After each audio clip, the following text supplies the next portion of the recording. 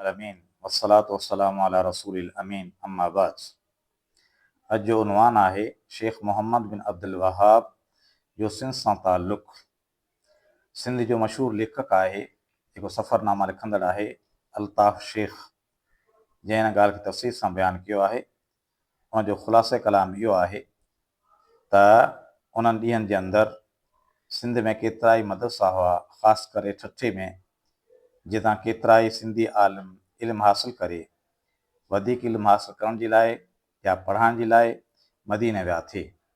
उनजो मशहूरु मिसाल आलिम दीन मोहम्मद हयात सिंधी जो आहे। मोहम्मद हयात सिंधी, जंहिं ते घोटकीअ जा माण्हू फ़ख्रु कनि था, जंहिंजी चाचड़ कबीले जा माण्हू अॼु बि आदिलपुर में जे आस पास रहनि था। मोहम्मद हयात सिंधी रहमहुल्लाह 1670 ईस्वी वारे ॾहाके में घोटकी जे भर वारे ॻोठ आदिलपुर में ॼाओ। मोहम्मद हयात सिंधी जहिड़ो आलिम दीन जेको अरबी जो वॾो ॼाणो हो, सिंध ते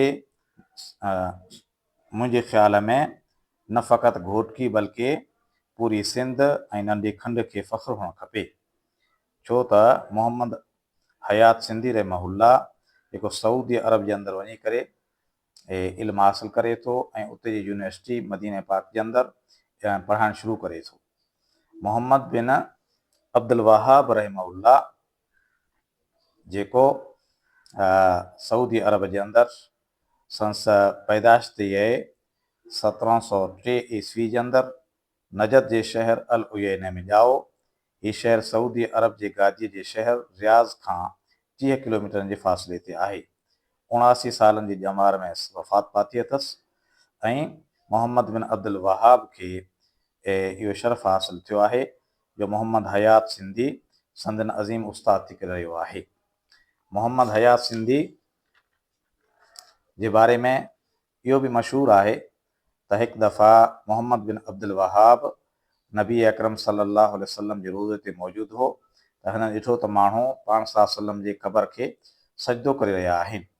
एतिरे में संदन उस्ताद मोहम्मद हयात सिंधी बि उतां अची करे निकितो, जंहिंखां हिन पुछियो त तव्हांजो हिननि माण्हुनि जे बारे में छा ख़्यालु आहे। मोहम्मद हयात सिंधी क़ुरान करीम जी आयत पढ़ी, सूरह एराफ़ आयत नंबर 139 आहे त इन हाउलाए मुतब्बरुम मा हुम फ़ीहि व बातिलुम मा कानू यामलून, यानी बेशक हे माण्हू जंहिं तरीक़े जी पैरवी करे रहिया आहिनि, यानी बुत पुरस्तरी वारो तरीक़ो, इहो तबाह थियण वारो आहे ऐं जेको अमल करे रहिया आहिनि इहो सरासर बातिल आहे। हिन वाक़े खे मौरख़ ओस्मान बिन अब्दुल्ला बिन बशर, जंहिंजी वफ़ात आहे 1290 हिजरी, उनवान अल मजद फ़ी तारीख़ नजद जे अंदरि नक़ल कयो आहे। इन मां अंदाज़ो लॻायो त इहो असांजो सिंधी आलिम दीन हो, जंहिं पंहिंजे अरब शागिर्द खे इहो सबक़ु ॾिनो त क़बरनि अॻियां झुकणु ऐं उन्हनि ते पर चढ़ाइणु, उनखां दिलि जूं मुरादूं पिनणु बुत पुरस्ती यानी शिरक आहे। पर अफ़सोस आहे जो इन क़िस्म जा शिरक मोहम्मद हयात सिंधी जे पंहिंजे वतन सिंध में अॼु बि आम जाम आहिनि। सिंध वासियुनि लाइ यकीनन इहा ॻाल्हि फ़ख्र जी लाइक़ु आहे जो शेख मोहम्मद बिन अब्दुल वहाब जहिड़े अज़ीम मुस्लिह जो उस्ताद सिंधी हो। शेख मोहम्मद हयात सिंधी, उनजी वफ़ात 1163 हिजरी आहे, हिकु मुहक़िक़ आलिम हो। संदन मुतालिक़ मौलाना दीन मोहम्मद वफ़ाई लिखे थो त शेख मोहम्मद हयात शख़्सी तक़लीद जो क़ाइल न हो, हिन जो हदीस ते अमल ऐं उन ते ज़ोर हो। इन बारे में संस हिकु मुस्तक़िल रिसालो मौजूदु आहे।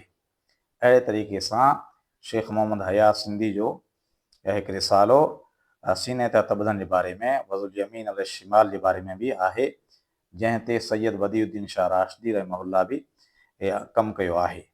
शेख मोहम्मद हयात सिंधी जे मुतालिक़ वधीक पढ़ण जे लाइ इंसाइक्लोपीडिया, उन सां गॾोगॾु डॉक्टर रफ़ीक अहमद मंगरीअ जा किताब मौजूदु आहिनि।